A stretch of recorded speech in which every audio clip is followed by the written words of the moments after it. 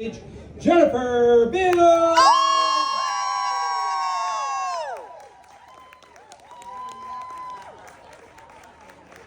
She's being escorted in by the fantastic 501st, Rebel Legion, Mercs. Welcome!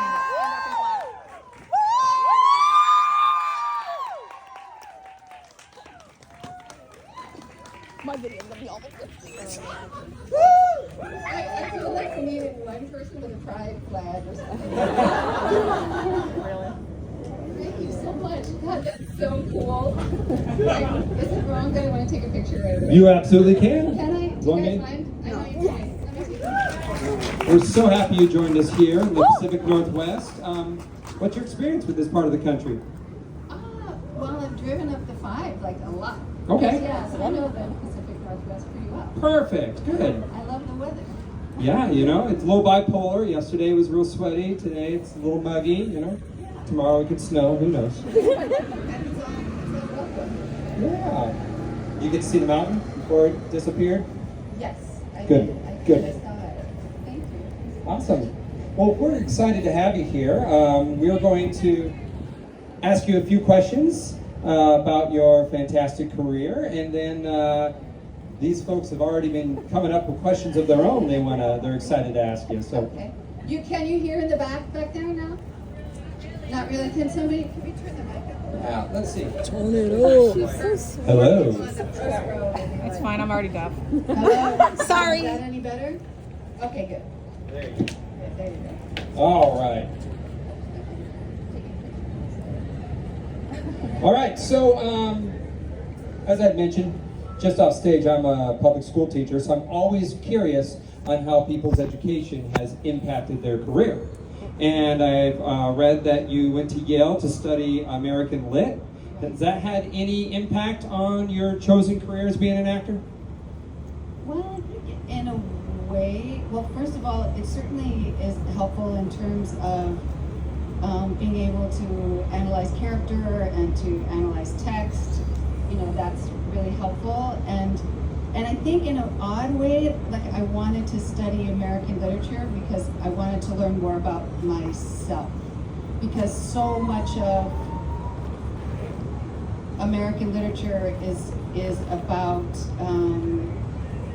finding yourself, and it's usually sort of other-based and outsider-based, and I had always felt that way, and so by studying it, I felt like basically I was just trying to figure out who I was as I'm studying these other people. It's fascinating. And still now, you're still diving into characters, and do you find yourself still learning things about yourself when you take on a new character? Constantly. Like, I don't know anybody who feels like they're the same from year to year. Like, don't you feel like New Year's comes and you're kind of looking back at your year and you're thinking about who you were like a year ago, and you're like, who was that person? And look at how far we've come and how we've grown, or the challenges that we've surmounted, and you know, I feel like I'm constantly growing. And I also know that each character helps the next character. Like, I wouldn't have been able to play Margot Taft if I hadn't have played Beth. Like, there's so many characters that I would not have been able to play had the original seed not been planted. Like, Garza Fwip is like a relative of Beth Porter in a way, you know, because they both have this incredible strength and are able to navigate people, albeit very differently, but like each one sort of begets the next. So, yeah. And I'm starting a new project next month, and the character is very different. Like, it's different than a lot of the other characters I've played, and I'm really looking forward to it because it's very heart-centered. It's a very heart-centered person, and they don't really have that much in common with Beth, actually, or Garza. Like, it's a very different gestalt, I guess. Tapping into a new area. Yeah. Now, of course, you broke on to the scene with your movie Flashdance, and you did that while in school, correct? Yes. Yes. What a massive, massive weight that must have been, right? Well, I was so naive, I didn't know that it was a weight. I just thought, oh, that's interesting. Like I remember, well, first of all, the first film that I did was a little film called My Bodyguard. And I was a special extra in that movie. Oh, I see a thumbs up for My Bodyguard. And so when I got Flashdance, I was so young, I didn't, it didn't occur to me like I'm carrying a movie or anything like that. I just thought, oh, I get to go play this person. And I was I'd been at school for about a week, maybe a little longer, and I found out I got the part, and I told my agent well, I don't know if I want to do it yet. Like I have to ask if I can take a term off. And of course they had a mini heart attack, right? This 18-year-old saying, oh, I don't know if I want to do it. And so luckily the dean said, yes, there are a lot of people who take time off to go do special projects and things. So, so when I went to do it, I don't know, maybe I just wasn't very bright, but I didn't really think it through. But I had so much fun a lot of the time, and it wasn't until later, much later, that I realized like what a honor and responsibility it is. Like it was later in my life that I realized like, okay, when you're the lead, it's kind of like hosting this amazing party. Like you want everybody to feel good, and then there's a part that's like, okay, we've all got to do this together and be our best selves, and to kind of model that for the rest of the cast and the crew. So my perception of what it is to be number one on the call sheet shifted, because I had no idea when I was a girl. I had no idea. Now, preparation for that, and I've read that you've since trained, I think, in martial arts and as an athlete, right? Did you run triathlons? I did triathlons. Yeah. There's somewhere on, like, I don't know, Wikipedia or IMDb where it says, like, I'm some martial artist. I am so not a martial artist. Not a ninja, okay. Not a ninja. All right. In fact, I trained for, like, I did a self-defense class, which is a long, sort of sad story, which we won't go into because I don't want to make you sad today. But trained in this class, and the last thing that you did is, like, the guy dressed up in his big padded outfit, and he pinned you down, and you had 60 seconds to get up. The good news was I got up, and I'm not allowed to swear, am I? I kicked his We're ass. mostly adults Kicked his here. ass for like 20 seconds. But then I was so hyped up with adrenaline. But I sat down, and then it was some other woman's turn to go do this class, and I noticed, my foot feels really weird. And I looked over, and I had broken my toe, and it was like dangling because I had kicked him, and my toe had gotten caught in the thing.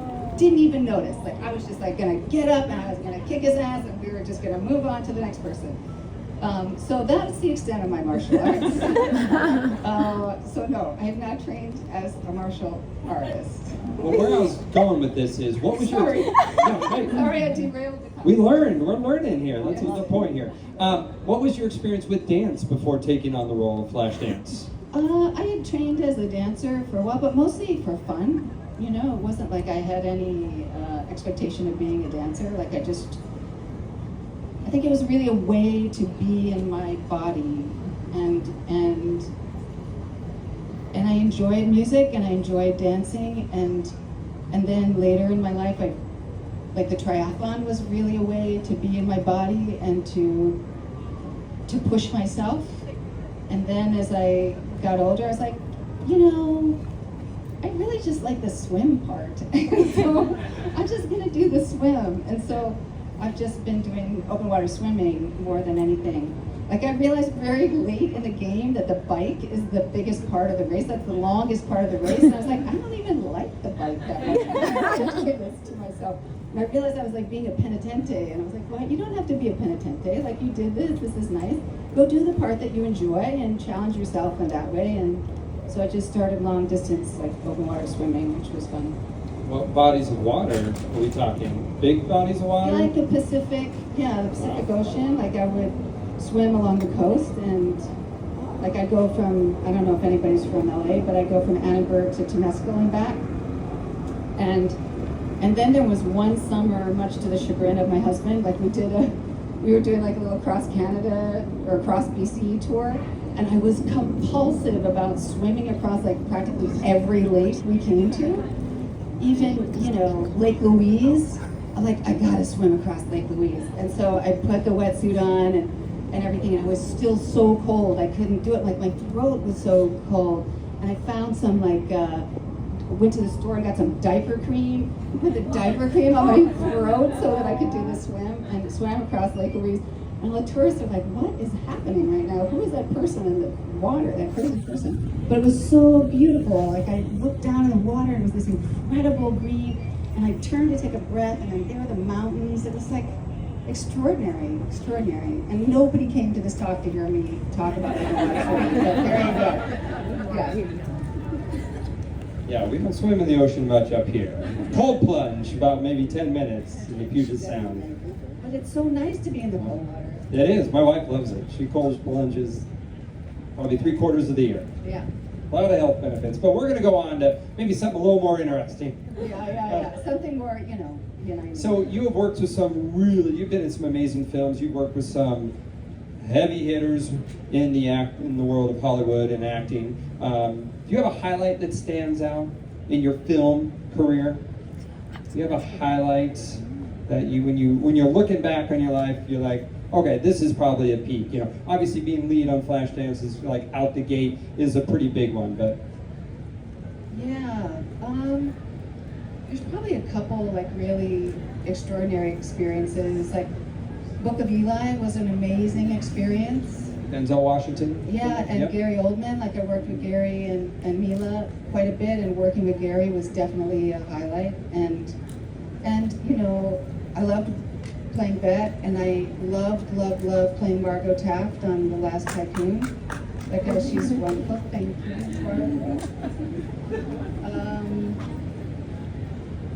But yeah, I mean, you learn something from every part. You really do. You learn something from every part. Absolutely. Looking back on your career, though, again, do you have a preference now? Television or film? My preference is for a really great story. Okay. And it doesn't matter what the budget is. It's just like I want to be inside a really great story. And I think ever since I was a little kid, like when my mom would read me a story, I'd say, put me in the story. Can you put me in the story? and that's what it is for me. Like I want to be inside the story, and I want it to offer something to people in some way, you know, like to make an offer. Does that make sense? It does. So I'm not sure. Like, would you want pictures of that? And if so, what pictures would you want? Yeah, we want it all. All of them. So, I'm not a photographer, but I'm a huge fan of photography, and your still photos, I really do enjoy them. But this is more of a back-end question. What's your favorite camera? What is your most used camera? Because that's not always the same thing. And Right. what is Directed. Like, that was so intense to do as an actor. But there's also a part of me that really loves when Bet is chasing her car to the airport. Like, it's so romantic, and you know, it's really, really beautiful. So I don't know, there's so many. Thank you. Thank you. Hi, Hi. my name is Casey, and I don't really have a question, but I wanted to tell you that I grew up watching Flashdance like every single day, and even though I think I was probably 4 or 5, maybe not inappropriate. I have a few scenes flip through my head. Yeah. Oh my gosh, I'm sorry. I was a little child, my mom was at work, so Yeah. I grew up and I wanted to be you, and I was like, oh, I'm going to be like her, I'm going to be a dancer. And then when I got older and you were in Star Wars, now my kids get to know you in a whole new way, and just like your show, The L Word, is such an important show for Thank my you. family. Thank you. But I just wanted to say hi. Hi. Thanks for coming. Okay, thank you. Hi, my name's Paul. Hi, Paul. Hi, nice to meet you. So I'm so glad you mentioned my body type because Okay. when I was like a preteen, that was like my favorite movie of all time. It really meant a lot, so that's so cool that that was your first film. Yeah, and you know, that's really like kind of what started stuff in a way. Like I was walking on the street, like school had let out, and I guess I maybe was a freshman. I was gonna be a freshman maybe. And so it's just the beginning of summer, and I see a friend of mine and he says, you know, oh, the drama teacher is looking for you. I'm like, why? What's going on there? And he said, oh, this movie's come to town and they're looking to have kids audition and he wants you to go in and audition for this movie. So I went in and I met Tony Bill, the director, and I was 13, maybe 14, and Tony was so cool and really, really nice. And he's like, well, you're not right for the lead, but I'd really like you to be part of this movie. And I was thrilled. And so I got to spend the days with Joni Cusack and Matt Dillon and Adam Baldwin and Chris Makepeace.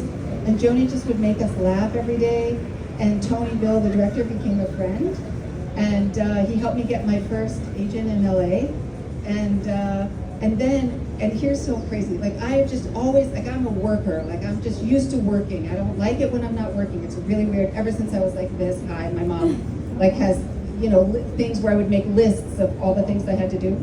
And in any case, so the summer after Flashdance, I didn't have a project because there was nothing that I read that I was like dying to do, but it was a very strange time because I don't like to not work. And so Tony said, well, why don't you come work for me as a reader, because he was a producer and a director, so he's seeing all your scripts. He goes, that way, you know, you have a job, because I know how you feel about working, and then you can see what's going on in town. And so I spent the summer at his and his wife's house. Like I boarded with them, and I read scripts all day, and I worked for him, and so it was an amazing beginning. He's a really, really lovely man. Quick question about Book of Boba Fett. What was it like to wear the headpiece? Oh, it's awesome. It's like a crown. I felt like I was wearing a crown. And they make it so light, you know. I don't know what they were like at the Lake were like at the beginning, but they now have made them so light, and that I felt like I didn't really need to take them off very often at all. Yeah. Thank you. Did you go into a deep dive about your species once you got cast? Oh gosh, poor Dave. Like I was like, hi, it's me again. What do you mean? Hi, my name's Riley. So Hello. I was just wondering that throughout your time of working with these major studios, what piece of memorabilia were you able to keep that possibly had the most impact, or your favorite piece that you loved? Memorabilia.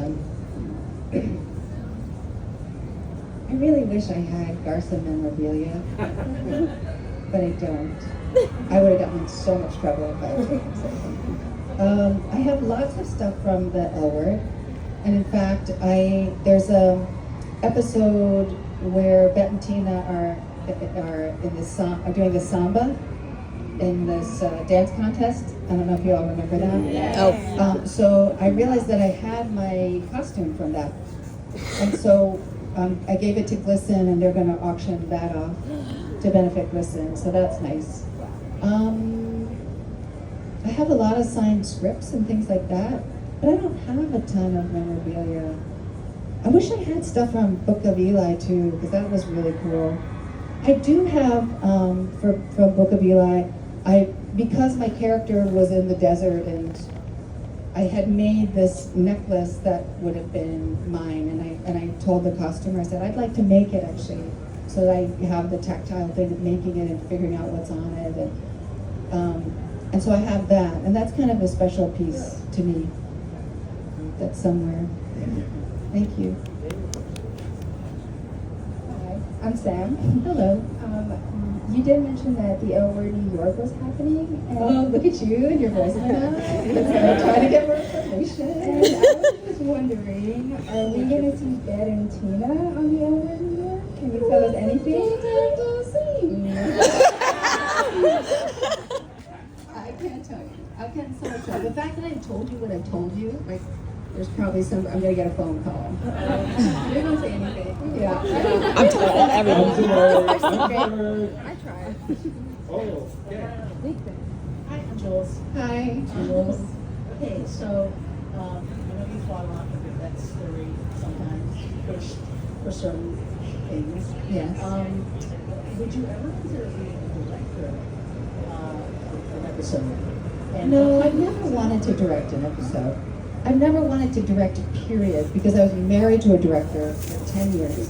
And we have a very good relationship. We are exes and we work together still. Sometimes I help him produce. But watching the directing process, I'm like, I don't think so. I would have to write it in order to direct it. would you want to be a writer? Maybe, but I don't know. But I really enjoy producing. Like I have lots of projects that I'm producing. One of which is with Elgin James, who is the showrunner for Mayans. And so there's like this wonderful synergy that's happening right now over there. So yeah, I really love storytelling. I love putting stories together. I love coming up with different stories, and my producing partner and I will write treatments together and start, writing outlines and things together. We have a book that we did together, as you probably know, called The Hive. But I haven't made that leap in my mind to directing yet. Yeah, it's not that I feel like I couldn't do it necessarily, but it's not yet in the mind yet. It's somewhere in there.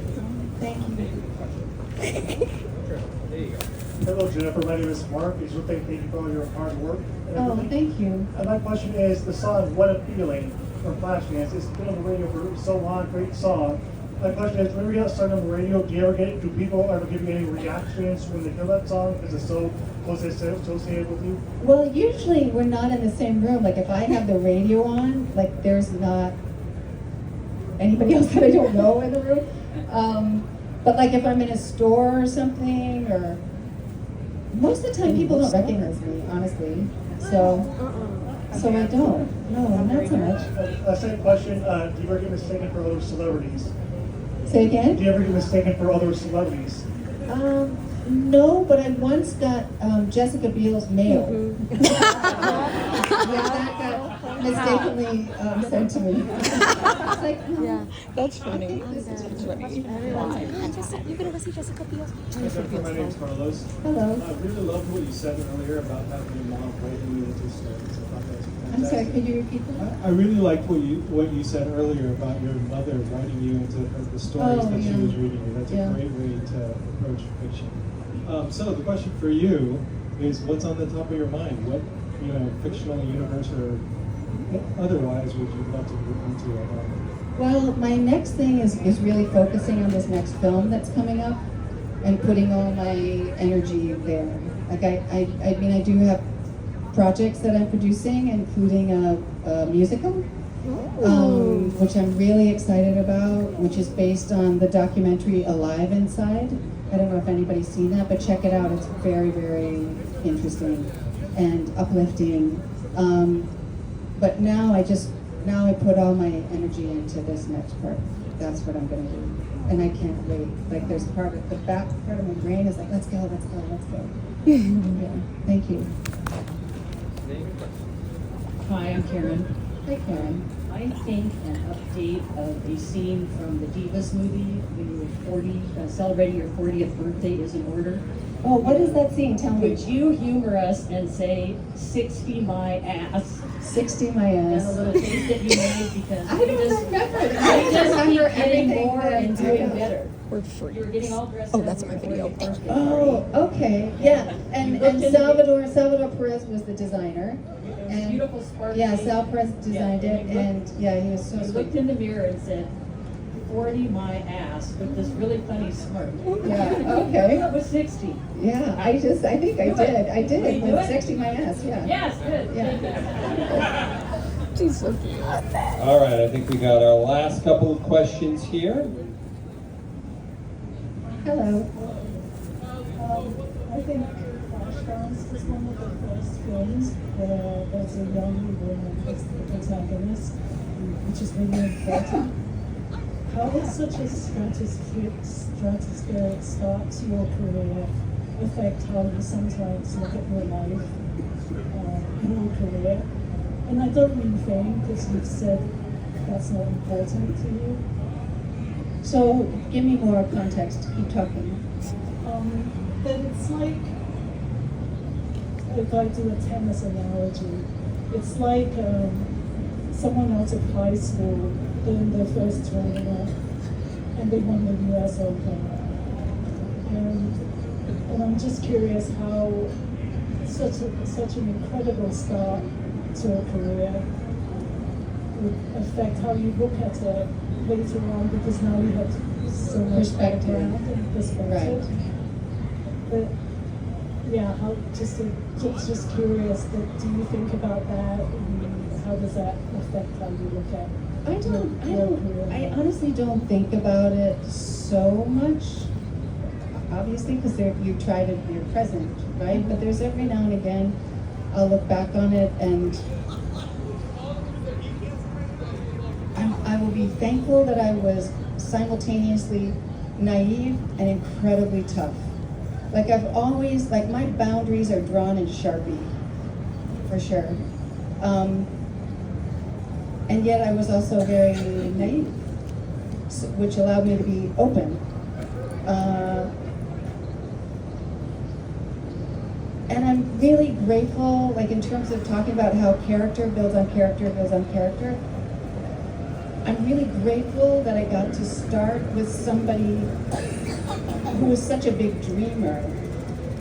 You know, that's like the beginning of the legacy of characters, is that somebody's gonna, against all odds, go after that thing that makes them happy, and will have support from people inside that story to push them along. So I'm really grateful for that. But I didn't, the fame certainly, I didn't even take that in. Like it's not, I've never thought that way. And it's so fascinating to me when agents or managers will say, oh, you should do this because after this, and this will happen. I'm like, I just am really interested in the making of the meal, not necessarily of where it goes after. Like I want to be inside that experience and then and honor that as much as I can, because I do think that stories help us heal, and it can be the oddest story that can help you heal, you know, the most unexpected story that helps you heal. And I want to be part of that. I mean, the other things, like I've never ever been the kid who has practiced an academy speech. Never occurred to me. Never occurred like, I want this award, this award, this award. I want this recognition, this recognition, this recognition. Recognition